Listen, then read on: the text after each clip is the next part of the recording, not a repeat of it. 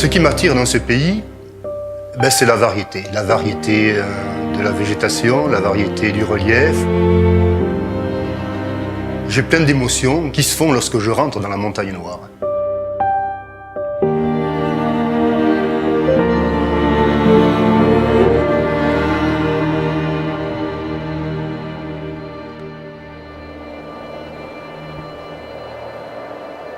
Sa particularité, c'est peut-être qu'à l'intérieur, il y a des roches calcaires avec énormément de grottes. On a dénombré plus de 130 grottes dans cette montagne.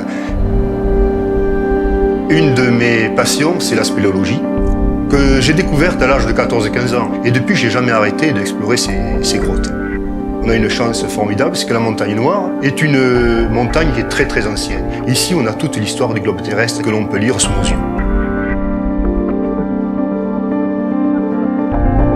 Moi, je suis très fier. C'est vraiment le poumon vital du canal du Midi. Sans l'eau qui sort de cette montagne, ce canal du Midi n'aurait jamais été créé.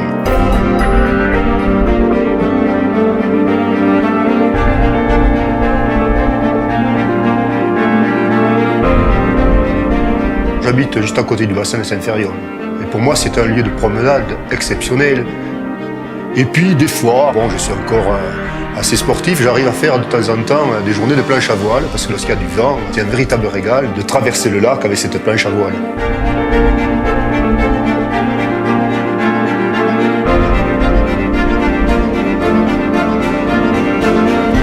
Sorèze, c'est la ville peut-être la plus ancienne de la région.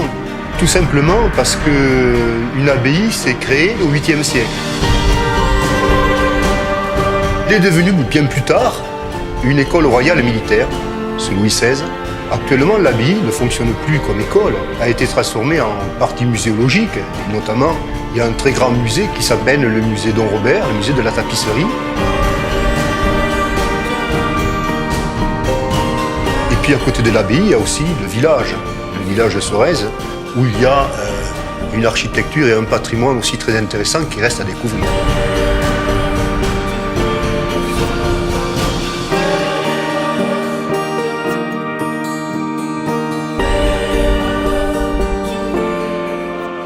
Je suis aussi revélois de cœur. Quand j'étais tout enfant, à l'âge de 4-5 ans, j'habitais à Revel. Je me rappelle très bien de cette place qui avait une forte déclivité, avec des poutres verticales qui par dizaines. C'était les poutres qui tenaient la halle. Et quand on est tout petit, on voit ça comme une immense forêt.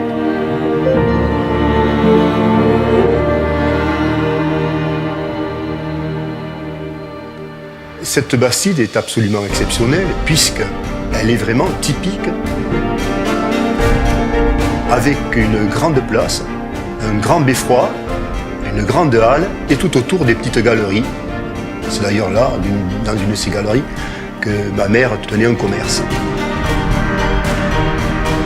Le marché continue encore actuellement, c'est un des 100 plus beaux marchés de France.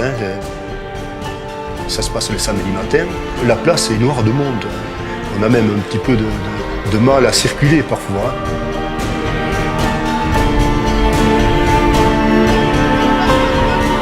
Dans ma région, il y a un plat que j'adore, c'est le cassoulet. On ne peut pas le faire cuire dans n'importe quoi. Moi, en tout cas, je veux que ça soit dans une cassole. La cassole, c'est un petit plat en grès. Et dans ce grès, après, on met les produits du terroir, à savoir les haricots blancs, mélangés avec de la graisse d'oie, par exemple. Et là, on met des viandes. Alors, chacun, on l'arrange un petit peu à sa façon. Mais lorsqu'on mange un cassoulet, il ne faut pas se précipiter. Donc, je prends la cassole, je la soulève. Et là, il faut que je vienne sentir, parce qu'il a mijoté pendant des heures et des heures. C'est pas un truc que l'on fait en 10 minutes au micro-ondes, ça il faut pas rigoler avec ça. Il faut que ce soit plusieurs heures et fait par les gens qui s'y entendent.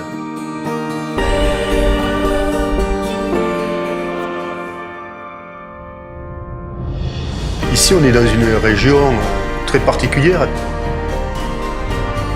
puisqu'on est à l'interface entre plusieurs régions. Et il y a tous les courants, toutes les cultures, toutes les civilisations qui sont passées dans la région. Et c'est peut-être pour cela que la population qu'il y a ici est une population d'accueil qui est ouverte un petit peu sur l'extérieur.